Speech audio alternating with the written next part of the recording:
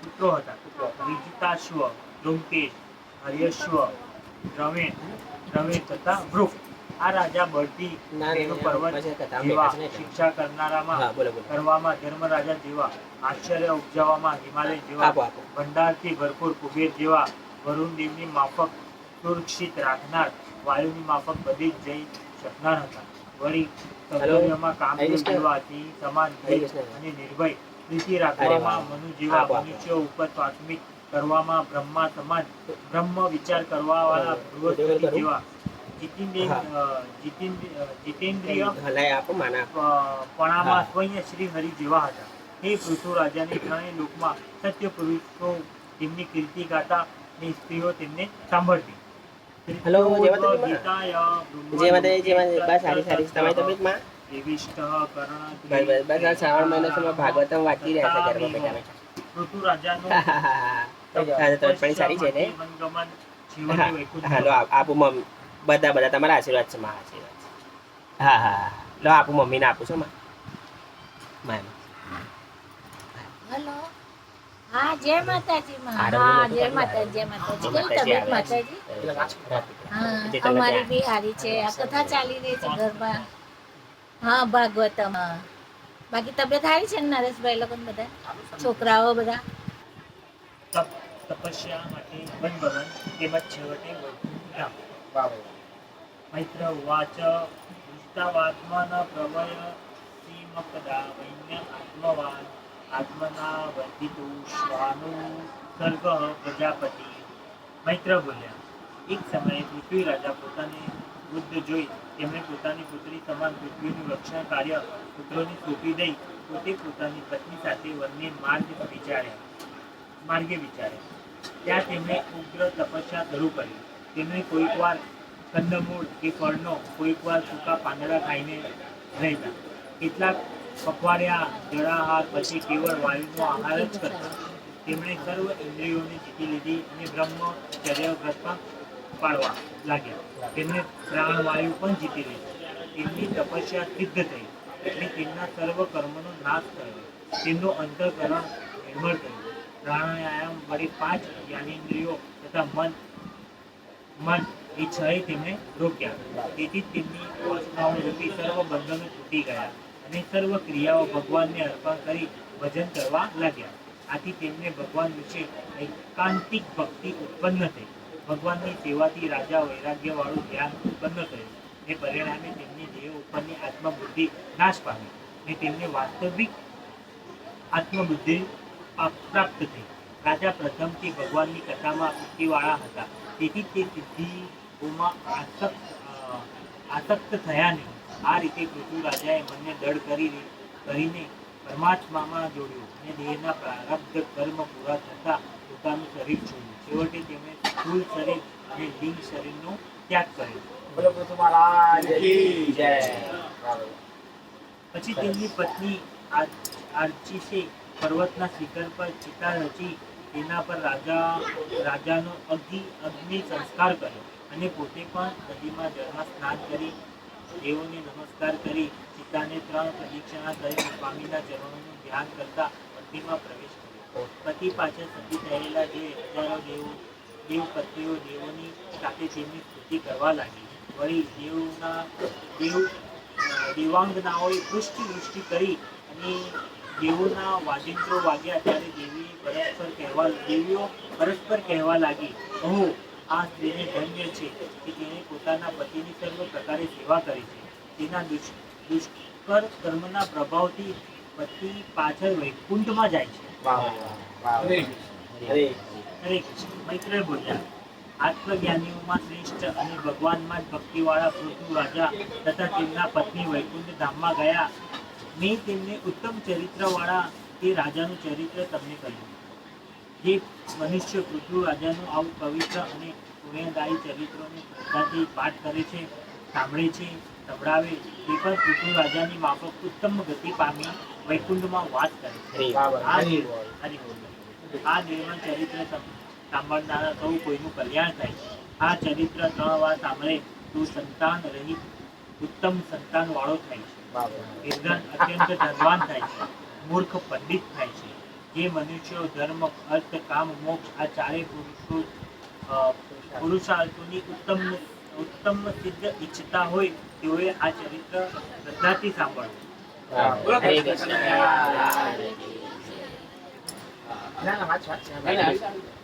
શાળા તો થઈ ગયા છે કાલે. 9 વાગ્યા સુધી હા વિજિતાસ્વો રાજાશ્રી પૃથુપુત્રઃ પૃથુશ્રવા યચિયેભ્યો દદાત કાંઠા ભ્રાતૃભર્યો ભ્રાતૃવત્સલઃ. મૈત્રી બોલ્યા, પૃથુ રાજા પછી તેનો પુત્ર વિજિતાશ્વ પૃથ્વીનો રાજા થયો. તેણે ભાઈઓને સર્વ દિશાઓના રાજ આપ્યા. રાજા વિજિતા છે નાના ભાઈ હર્યવર્ષને પૂર્વ દિશા, ધ્રુમકેશને દક્ષિણ દિશા, ગુરુપુરને પશ્ચિમ દિશા અને દ્રવિડને ઉત્તર દિશા આપી દીધી. વિજિતાશ્વ રાજાએ ઇન્દ્ર પાસેથી અંતર્ધ્યાન થવાની શક્તિ મેળવી અંતર્ધ્યાન નામ પ્રાપ્ત કર્યું. જો પૃથ્વી રાજાના જે 4 પુત્ર હતા તેમણે ચારેય દિશાઓના એમના સ્થાન આપી દીધા. તો આજે આપણે જોયું ને કે દરેક દિશાઓના પણ પોતાના અધિષ્ઠાતા દેવતાઓ છે અને આ બધા સ્વયં પૃથ્વી મહારાજના દીકરાઓ.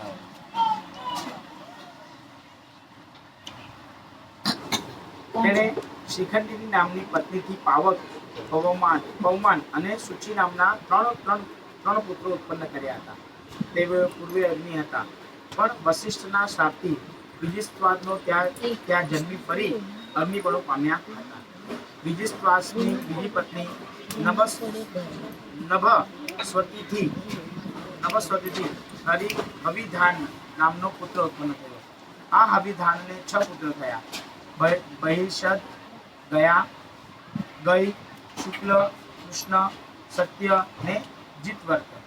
આમાંનો બહિષ્પદ મોટા ભાગ્યવાળો, ક્રિયાકાંડ તથા યોગમાં કુશળ હતો. તેણે આ ભૂમંડળને યજ્ઞનું જ સ્થાન બનાવ્યું હતું.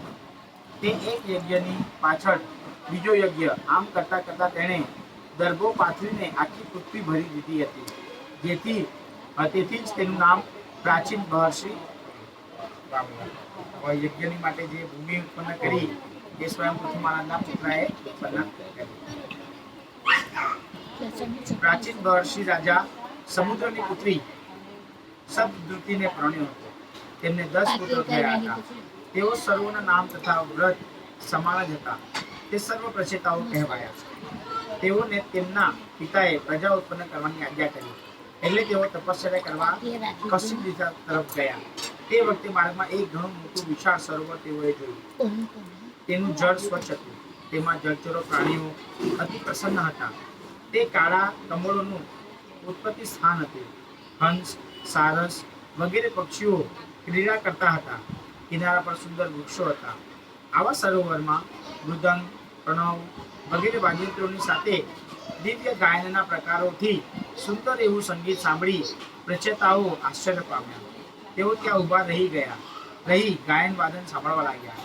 એવામાં તો સરોવરમાંથી પોતાના પરિવાર સાથે નીકળતા દેવો અને તેમના અનુયાયીઓ વડે સ્તુતિ કરાતા ભગવાન શંકરના તેમને દર્શન થયા. બોલો કૃષ્ણ કનૈયા ઓમ નમઃ પાર્વતી પતે પ્રચેતાઓએ તેમને પ્રણામ કર્યા. ધર્મ ઉપર પ્રેમવાળા ભગવાન શંકરે પ્રસન્ન થઈ પ્રચેતાઓને કહેવા લાગ્યા, શ્રી રુદ્ર બોલ્યા, હે પ્રચેતાઓ, તમારું કલ્યાણ થાવો.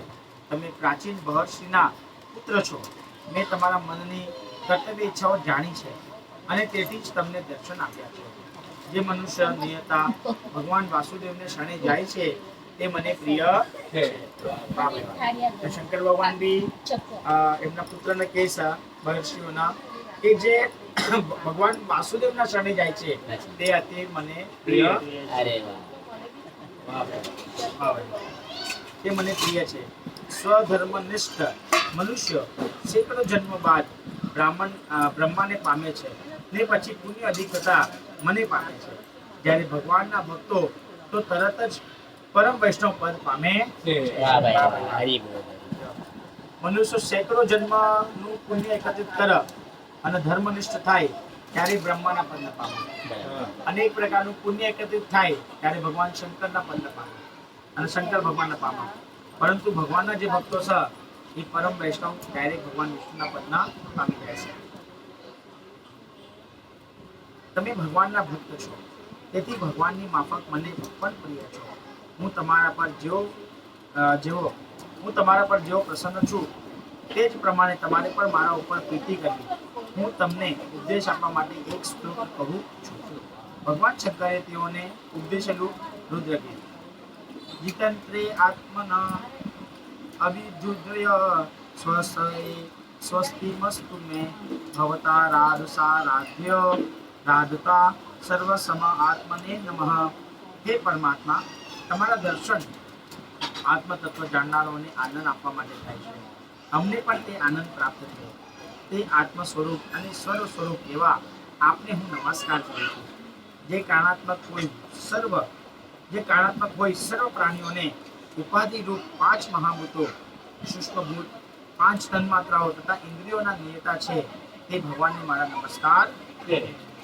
જે વાસુદેવ સ્વરૂપે ચિત્તના અધિષ્ઠાતા છે અને અનિરુદ્ધ સ્વરૂપે મનના નિયતા છે તે ભગવાનને અમારા વંદન હો. આપ અગ્નિ રૂપ છો, યજ્ઞ રૂપ છો, વેદ રૂપ છો, પૃથ્વી રૂપ છો, જળ રૂપ છો, વાયુ રૂપ છો અને આકાશ રૂપ છો. આપને અમે નમસ્કાર કરીએ છીએ. આપનામાં સ્વર્ગલોક, વૈકુંઠ તથા પિતૃલોક પણ છે. અને આપને નમસ્કાર અમે નમસ્કાર કરીએ છીએ. આપને નમસ્કાર કરીએ છીએ. આપ પ્રવૃત્ત કર્મરૂપ હોય તે દ્વારા પિતૃલોકને અને નિવૃત્ત કર્મરૂપ હોય વૈકુંઠ આદિ લોકને આપો છો. તેમજ અધર્મના ફળ રૂપ દુઃખ આપનાર પણ આપ જ છો. આપ સર્વ કર્મના ફળ આપનાર અથવા મંત્ર સ્વરૂપો છો. આપ પરમ ધર્મ સ્વરૂપ શ્રી કૃષ્ણ છો. તેમજ સાંખ્ય તથા યોગ માર્ગના પ્રવર્તક પુરાણ પુરુષ કપિલદેવ પણ આપ જ છો. આપ બ્રહ્મદેવ છો અને આપ જ રુદ્ર છો અને આપને નમસ્કાર કરીએ છીએ. આપનું સ્વરૂપ અતિ સુંદર, શોભાયમાન અને માંગલિક છે. આપના સ્વરૂપના અમને દર્શન આપો, કારણ આપ જ અમારા જેવા અજ્ઞાનીઓને માર્ગ દર્શાવનાર ગુરુ છો. એટલે કહેવાય છે ને કે ભગવાનના દર્શન મંગલમય છે અને એના ભગવાન આપણે દર્શન કરીએ તો આપણને આનંદનો સ્વરૂપ પ્રાપ્ત થાય. એટલે આપણે હંમેશા ભગવાનના દર્શન એવરીડે કરવા જોઈએ. ભગવાનની સમક્ષ આપણે 2 મિનિટ તો ઊભું રહેવું જોઈએ. હે ભગવાન, આપ સર્વ પ્રાણીઓને જો કે દુર્લભ છો તો પણ ભક્તજનો આપને સહજ પામે છે. વળી જેનું રાજ્ય સ્વર્ગમાં હોય તેવાના પણ આપ જ ઈષ્ટદેવ છો. આપના ચરણને મૂકી કયો મનુષ્ય સર્વાધિ બાહ્ય સુખની ઈચ્છા કરે? આપના શરણે આવેલા મનુષ્ય ઉપર કાનનો ભય રહેતો હરી બોલ. જે ભગવાનના શરણમાં છે એને કોઈ દિવસ પણ કાનનો ભય લાગતો નથી. જેઓના ગંગાજીમાં સ્નાન કરવાથી પાપ નાશ પામ્યા હોય, પ્રાણી માત્ર ઉપર કૃપા કરનારા, રાગાદિથી સહિત મનવાળા અને શીલ તથા સરળતા ધારણ કરનારા આપના ભક્ત પુરુષોનો અમને સમાગમ થાઓ. આપ પરબ્રહ્મ, પરમ જ્યોતિ અને આકાશની પેટે સર્વ વ્યાપક છો. હે ભગવાન, આપ અનેક સ્વરૂપો વાળી પોતાની માયા વડે આ જગતને વારંવાર ઉત્પન્ન કરો છો, પાડો છો અને સહારો છો. છતાં આપ પોતે તો નિર્વિકાર રહો છો. જે યોગીઓ શ્રદ્ધાથી મોક્ષ માટે આપના સાકાર સ્વરૂપનું જ વેદોક્ત કર્મો દ્વારા સારી રીતે પૂજન કરે છે તેવો જ વેદ શાસ્ત્રના તત્વને જાણનારા છે. સૃષ્ટિની પૂર્વે આપ એક જ આદિપુરુષ હતા કે જેમની માયા નામની શક્તિ આપને વિશેષ લીન હતી. સૃષ્ટિના આરંભ કાળે જાગૃત થયેલી તે માયા શક્તિની ગુણભેદથી આપે ક્રીડા કરવા માટે આ જગતનું સર્જન કર્યું. આપે પોતાની માયા શક્તિ વડે સર્જાયેલા જરાયુજ, અંડજ, સ્વદેશ અને ઉદ્ભીજ આ 4 પ્રકારના શરીરમાં આપે પોતાના અંશ વડે પ્રવેશ કર્યો. એટલે 84 લાખ યોનિમાં જે અલગ અલગ યોનિઓ છે એમાં સ્વયં પરમાત્માનો જ આત્મા તરીકે વાસ હોય છે. કેટલા ચેતન છે, બધા જીવ છે, બધા પરમાત્માના એક અંશ છીએ ને. એકથી અનેક થયા. એટલા માટે બધા જીવો પર પ્રેમ કરો. બધા કોઈને પેલું મત સમજો કે આની અંદર રામ નથી. બધા એને બધું વિશ્વમાંથી ઉત્પન્ન એક થયા છીએ ને. બધું બન્યું. તેથી જ વિદ્વાનો કહે છે કે સર્વના અંતઃકરણમાં વસનારા અંતર્યામી ઈશ્વરને પુરુષ કહેવાય અને શરીરમાં રહીને ઇન્દ્રિયો દ્વારા વિષય સુખ ભોગવનારને જીવ કહેવાય. વાહ. વાહ ભાઈ વાહ. જો પુરુષ અને જીવમાં ફરક બતાવે છે કે જે ભગવાનની ભક્તિ કરે છે, ભગવાનના સાનિધ્યમાં રહે છે, એ પુરુષ છે. બાકી જે વિષય સુખમાં રહે છે એ જીવ છે. એમને જીવ બતાવે. વાહ ભાઈ વાહ. વેદમાં કહ્યું છે તેમ કહ્યું છે તયોરન્ય પીપલાયમ સ્વાદયંત્ર નસ્ત્રોયો અભિયાકા શક્તિ શિતઃ. ભગવાનને શરીરમાં બે સ્વરૂપે પ્રવેશ કર્યો છે, અંતર્યાપી સ્વરૂપે અને જીવ સ્વરૂપે. તેમાંથી જીવ વિષયોનો ઉપભોગ કરે છે, ત્યારે બીજો અંતર્યામી કેવળ સાક્ષી તરીકે જોયા કરે. વાહ ભાઈ. હે પરમાત્મા, જગત આખું કાળથી ભય પામે છે. ગુરુ બ્રહ્મા અને 14 મનુઓ પણ કાળના ભયથી મુક્ત. એટલે કહેવાય ને કે બ્રહ્માનું દ્વિપરાગ એક 50 એટલે 100 વર્ષનું આયુષ્ય, પરંતુ બ્રહ્માજીને પણ મૃત્યુ છે. અને બ્રહ્માજીને પણ મૃત્યુથી ભય લાગે.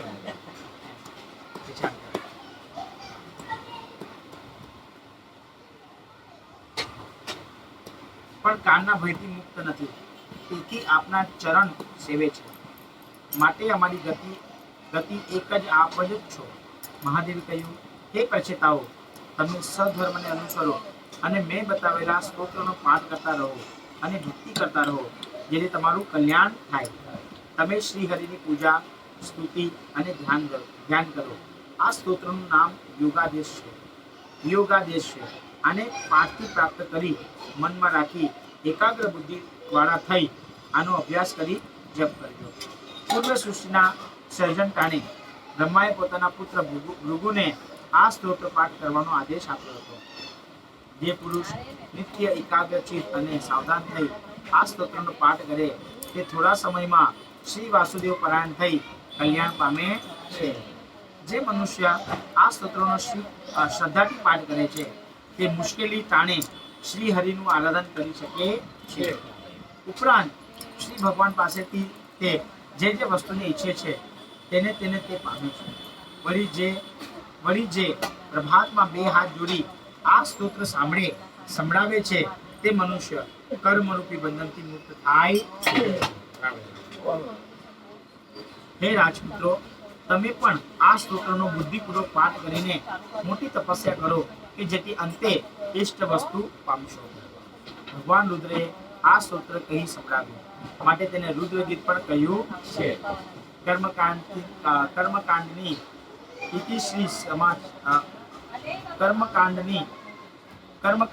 ઇતિશ્રી શેમાં છે એની સમજ રુદ્ર ગીતમાં બતાવેલી છે. વધુ ને વધુ લાલસામાં પડેલો જીવ કર્મકાંડની પ્રક્રિયાના અંત તરફ દ્રષ્ટિ કરતો નથી. માત્ર વિસ્તારને પકડનારા વ્યક્તિ વિસ્તારની પકડમાંથી બહાર કદી પણ જઈ શકતો નથી. મંત્ર જપ જે કાંઈ કરો તે વિષ્ણુને સમર્પિત કરતા રહો, એમાં જ કલ્યાણ છુપાયેલું છે. જે પણ કર્મ કરો એ ભગવાનના સમર્પિત કરો. યત કરોસી યજ્ઞાસી યજ્જોસી દદાસ્યત યત તપસ્યતિ કૌંતેયમ તત્પુરુષો મદર્પણમ. એટલે ભગવાન કહે છે કે તમે જે પણ કરો એ તમે મને અર્પિત કરો, તો એનું આપણને કર્મ બંધન લાગશે નહીં. કારણ કે કર્મના પણ 3 પ્રકાર છે: કર્મ, વિકર્મ અને અકર્મ.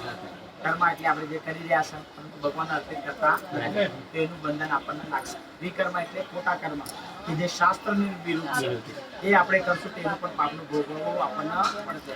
અને અકર્મ એટલે એવા કર્મ કે જે પણ આપણે કરીએ એ ભગવાનને અર્પિત કરીએ. જે રીતે જમવાનું બનાવીએ તો ભગવાનને અર્પિત કરીએ અને ભોગ લગાડીએ પછી સેવન કરીએ.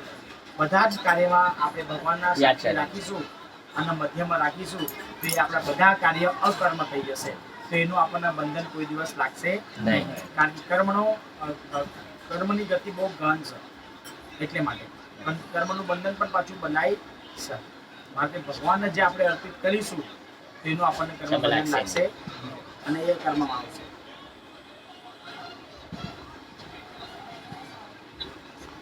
આત્મ તત્વને જાણવાની જિજ્ઞાસા રાખનાર વ્યક્તિએ રુદ્રગીત અને ભીષ્મ સ્વરાજ આ બે સ્તોત્રનો પાઠ કરવો જોઈએ. પદાંગ સંધિ પ્રવીણમ સ્વર વ્યંજન ભૂષણમ યમાહુ સ્વરક્ષમ નિત્યમ તસ્મે વાગાત્મને નમઃ. શબ્દ સમૂહ એ હાથ પગ છે. આંગળીઓના પર્વ એ સંધિઓ છે. સ્વર અને વ્યંજન એ આભૂષણો છે. અને જે નિત્ય અક્ષર ઓમ સ્વરૂપ છે તેવા વાણીરૂપ પરમાત્માને નમસ્કાર. ભીષ્મએ વાણીરૂપ ગણી તેને નમસ્કાર કર્યા. તે જ સ્વરૂપનો મહિમા રુદ્ર ગીતમાં ગાયો. બોલો કૃષ્ણ. જમણ થઈ ગયું છે? જમણ થઈ ગયું? થાય છે તો થોડું ઝડપી થાય મંદિરે પત્ની હતા ખબર થોડું પાલું લે લે હા એટલું લે લે. કેટલું બાકી છે જો? નારદનો પ્રાચીન બ્રહ્મર્ષિને અધ્યાત્મ ઉપદેશ. મૈત્રેય ઉવાચ ઇતિ સંદિશ્ય ભગવાન બહિષ્પદે રજી પૂજિત પશ્યંતા રાજપુત્રાણામ તત્રે વાદંત્રદતે હર. મૈત્રેય બોલ્યા, આ પ્રમાણે ઉપદેશ કરી ભગવાન શંકર રાજપુત્રના દેખાતા જ અદૃશ્ય થઈ ગયા. પછી સર્વ પ્રચેતાઓએ આ સ્તોત્રનો રુદ્રગીતનો પાઠ કરતા 10,000 વર્ષ સુધી જળમાં તપસ્યા કરતા. આ રુદ્રગીતની પ્રચેતા લોકોએ 10,000 વર્ષ સુધી તપસ્યા કરી એવી જળમાં. હે વિદુરજી, બીજી બાજુ પ્રચેતાઓના પિતા રાજા પ્રચેત બર્હિષ્ણુનું મન કર્મમાં જ આસક્ત હતું. તેમને અધ્યાત્મ માર્ગે વાળવા શ્રીહરિની પ્રેરણાથી દેવશ્રી નારદ તેમની પાસે આવ્યા. રાજાએ નારદજીનું સ્વાગત કર્યું, પ્રણામ કર્યા. નારદજી આસન પર બિરાજ્યા. નારદજીએ કહ્યું, હે રાજન, આ વૈદિક કર્મ કરવામાં તું પોતાનું કયું કલ્યાણ ઈચ્છે છે? તું દુઃખનો નાશ અને સુખની પ્રાપ્તિ આને જ કલ્યાણ તરીકે ઈચ્છતો હોય તો તે બંને પ્રકારનું ફળ કામ્ય કર્મો કરવાથી નથી મળતું. રાજા બોલ્યા, હે મુનીશ્વર, કર્મોની વ્યાકુળ બુદ્ધિવાળો હું મોક્ષ સંબંધી કંઈ સમજતો નથી. આપ મને નિર્મળ જ્ઞાનનો ઉપદેશ આપો, એટલે હું કર્મોથી મુક્ત થઈ જાઉં. ન જાનામિ મહાભાગ પરમ કર્પા પ્રવિત્તિ ગૃહી મે વિમલમ જ્ઞાનમ યેનમ ક્ષેમ કર્મભી. રાજાના વિવેકપૂર્ણ વચનો સાંભળી રાજાના વિવેકપૂર્ણ વચનો સાંભળી નારદજી પ્રસન્ન થયા અને કહેવા લાગ્યા, હે રાજન, તે તારા જીવનમાં આજ સુધીમાં અનેક યજ્ઞ કર્યા. તેમાં હજારો પશુઓનો તથા બીજી જીવન સમૂહોનો સંહાર કર્યો છે. આ બધા જીવો તે કરેલી પીડાને યાદ કરતા પરલોકમાં તારી રાહ જુએ છે. આપણે જે આપણે યજ્ઞમાં આહુતિઓ આપીએ પશુઓની, તો એ બલિ જે પ્રથા છે, તો નારદજી સ્વયં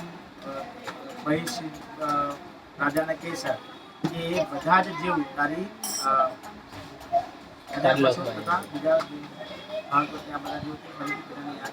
પરલોકમાં તારી રાહ જુએ.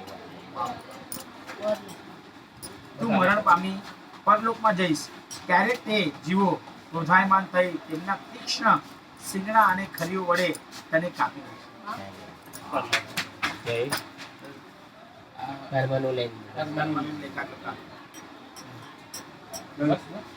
નાખશે. નારદજી આકાશમાં રાહ જોઈ રહેલા આ બધા પશુઓ બતાવ્યા. આ જોઈને રાજા વિચારમાં પડી ગયો.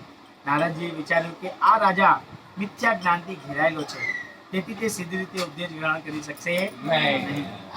એટલે આ વાતની સ્પષ્ટતા માટે તેને એક પુરાતન ઇતિહાસ કહું છું તે તું સાંભળ. બરાબર? ઇતિહાસ બોલો કૃષ્ણ કનૈયા લાલ કી જય. મૃદંગ છે. અચ્છા, મૃદંગ છે.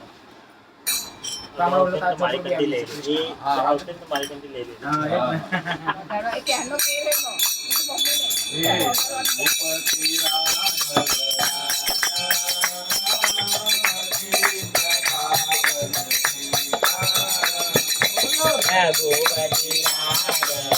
રાજા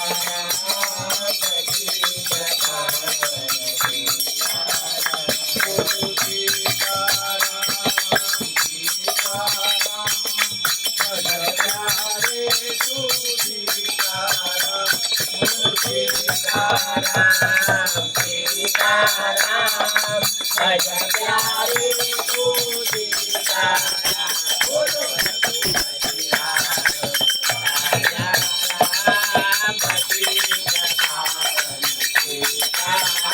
બોલો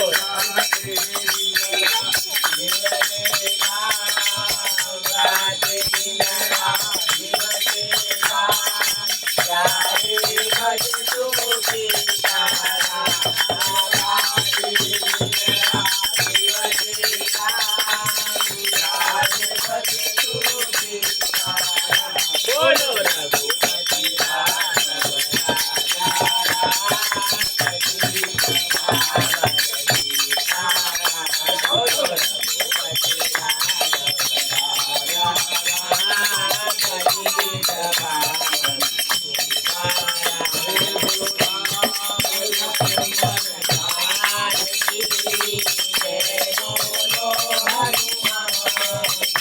બોલો રામ લક્ષ્મણ જાનકી જય બોલો હનુમાનજી બોલો રઘુપતિ